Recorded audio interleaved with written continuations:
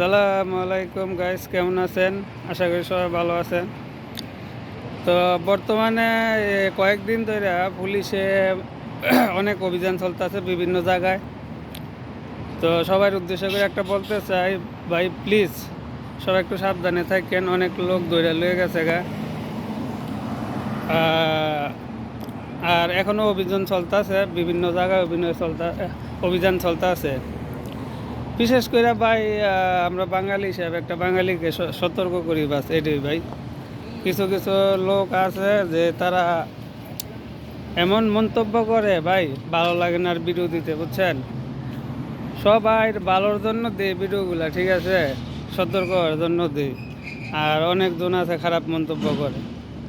যাই হোক, কিছু কিছু ভালো আছে, এজন্যই ভালোবাসার থেকে ভিডিওগুলা দেই। তো যারা খারাপ কমেন্ট করে আসলে তারা সবসময় মানুষের ভালো চায় না।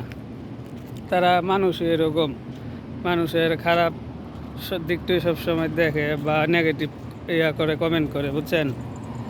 তো বর্তমানে বিভিন্ন জায়গায় ভাই চলতে আছে, ঠিক আছে, অভিযান চলতে আছে। যারা সৌদি আরব আছেন তো করবেন, ঠিক আছে, সবাই একটু সাবধানে থাকেন।